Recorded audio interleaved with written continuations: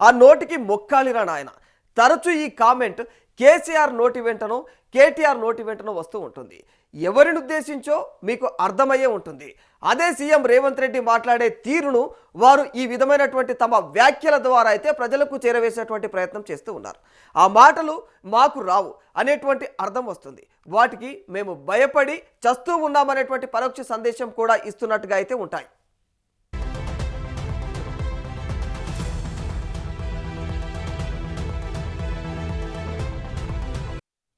Same ఇప్పుడు ఇవే మాటలు ప్రభుత్వ పెద్దల నుంచి వస్తూ ఉన్నాయి.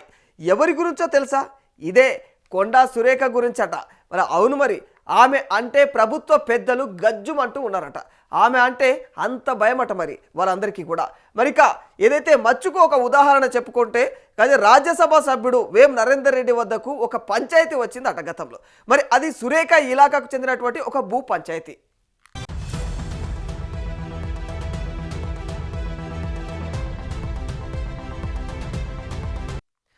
కొనుక్కున్న భూమిని అమ్మినటువంటి వ్యక్తులే మళ్ళీ కబ్జా చేసుకొని ఆ దబాయిస్తూ ఉన్నారని చెప్పేసి మరి అక్కడ పోలీసు అధికారికి ఒక మాట చెబితే సరిపోతుంది అనేటువంటి రిక్వెస్ట్తో వచ్చి అక్కడ వాళ్ళక్కడికి బాధితులు అక్కడికి రావడం జరిగినట్టు తెలుస్తుంది. అది సురేఖ ఇలాకా అని చెప్పేసి తెలియగానే సదరు రాజ్యసభ సభ్యులు గజ్జుమన్నారట. వామ్మో, ఆమె జోలికి మేము పోము, ఒకవేళ వెళ్ళినా వెంటనే వచ్చి ఇక్కడ మా ఇంటి దగ్గర కూర్చుంటుంది ఆమె అని చెప్పేసి కూడా వాళ్ళు మాట్లాడినట్టు తెలుస్తుంది.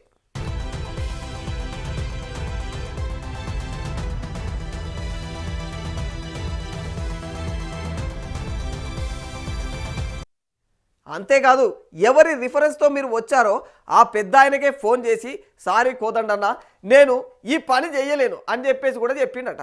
దీంతో మరి నిరాశతో వెనుదిరిగారట ఆ బాధితులంతా కూడా.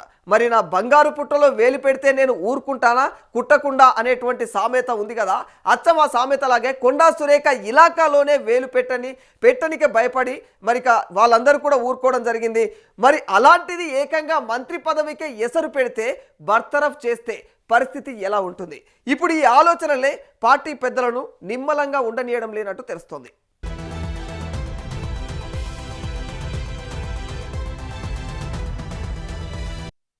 ఇక తెల్లారితే చాలు ఇదే పెంట ఉంటుంది. మరి ఇప్పటికే సగం పుణ్యకాలం గడిచిపోయింది.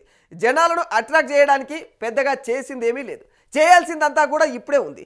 మరి ఇలాంటి సమయంలో తేనె తుట్టె లాంటి కొండాతో మరి పెట్టుకోవడం అయితే అవసరమా? పార్టీ పరువును రచ్చకెక్కించుకునేందుకు కూడా వారైతే ఏమాత్రం కూడా వెనకడుగు వేయరు అన్నట్లుగా కూడా తెలుస్తోంది. ఆమె నోటి వెంట వచ్చేటువంటి ఆ మాటకు బదిలివ్వడం ఎవరి తరం కాదు అనేటువంటి చర్చ కూడా నడుస్తూ ఉన్నట్టు తెలుస్తోంది.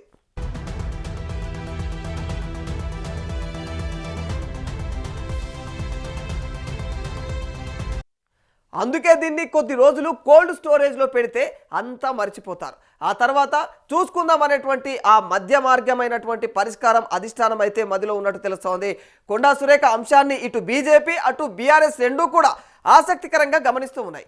తమ పార్టీలోకి ఆహ్వానించేందుకు తద్వారా మరి అందరూ కూడా ద్వారాలు తెరిచి ఉన్నట్టుగా తెలుస్తూ ఉంది. మరి 2 బీసీ కార్డులు, మహిళా నేతగా ఆమెకున్నటువంటి బలాన్ని తమకు అనుకూలంగా మలుచుకోవడంతో పాటు ఇక రోజు ప్రభుత్వం పైన తిట్ల దండకాన్ని కూడా చదివేటువంటి ఒక కాలికగా ఆమెనైతే వినియోగించుకునేందుకు ప్రణాళికలు రెడీగా ఉన్నట్టు తెలుస్తోంది.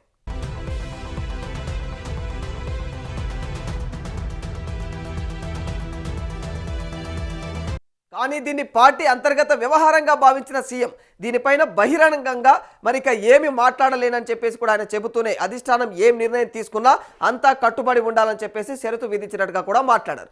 అంతేకాకుండా ఊహాజనితమైనటువంటి కథనాలు వద్దు అని చెప్పేసి కూడా ఆయన వారించినట్లుగా కూడా మాట్లాడినటువంటి మాటల వెనుక ఆ పరమార్థం ఏమిటి అన్నటువంటి ఆ ప్రశ్నలు కూడా సందిగ్ధం అవుతా ఉన్నాయి. మంత్రి బర్తరఫ్ లాంటి చర్యలు ఉండబోవనేటువంటి పరోక్ష సంకేతాన్ని ఇచ్చినట్టేనని అభిప్రాయాలు వెలువడతా ఉన్నాయి.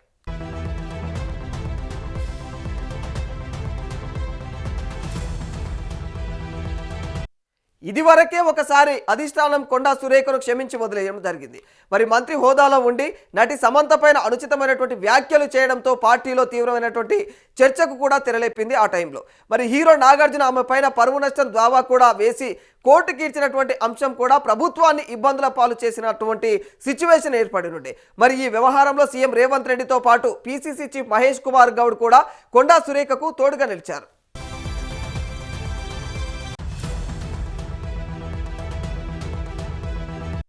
ఆమె పైన అప్పుడే వేటు పడుతుందని అంతా భావించారు.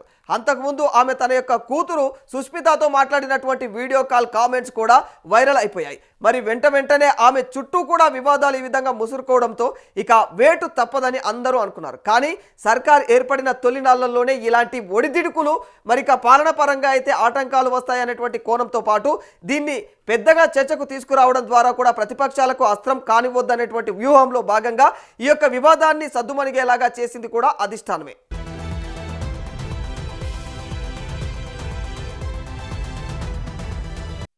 దీంతో ఆమెకు సారీ చెప్పడంతో సరిపెట్టుకున్నారు. కానీ అంతర్గతంగా ఆమెకు క్లాస్ తీసుకున్నట్టు తెలుస్తుంది. అయినా కొండ వైఖరిలో మాత్రం ఎలాంటి మార్పు రాలేదు. మరి ఇక మధ్యలో ఆమె ఓఎస్డీ వివాదంలో తలదూర్చినటువంటి కూతురు సుస్మిత సీఎం పైన అనుచిత వ్యాఖ్యలు చేశారు. బీసీ మంత్రికి గౌరవమే లేదా అంటూ కూడా కులం కార్డును కూడా ఉపయోగించడం జరిగింది. సీఎంను వ్యక్తిగతంగా టార్గెట్ కూడా చేశారు. మరి దీనిపైన సారీతో సరిపెట్టుకున్నారు. కానీ ఇప్పుడు ఇది మూడోసారి.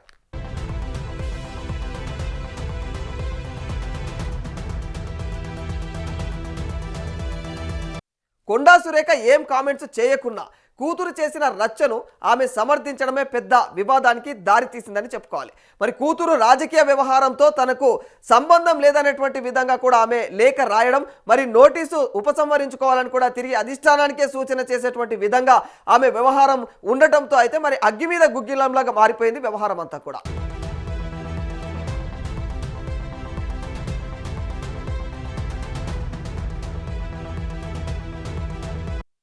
ఓవైపు ఈ వేడి రాజుకుంటుండగానే ఇక మరి కూతురుతో కలిసి బాల్కనీలో నవ్వుతూ కనిపించడం, మీడియాతో మాట్లాడడం కాంగ్రెస్ వర్గీయులను కూడా మరింత కోపానికి గురి చేసినట్టు తెలుస్తూ ఉంది. మరి ఈ నేపథ్యంలోనే ఆమె పరిస్థితి తీవ్రతను గుర్తించి వెంటనే ఖర్గేను కూడా కలిసి ఒక గంట పాటు కూడా చర్చించినట్టు తెలుస్తుంది.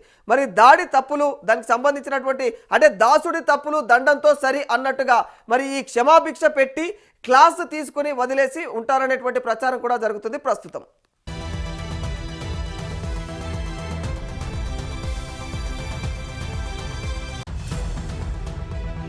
తాజాగా సీఎం వ్యాఖ్యలతో ఈ వివాదానికి మరి బ్రేక్ వేయాలని, దీన్ని ఇకపైన సాగదీయొద్దనేటువంటి యోచనలు కూడా ఉన్నట్టుగా అయితే కనిపిస్తోంది.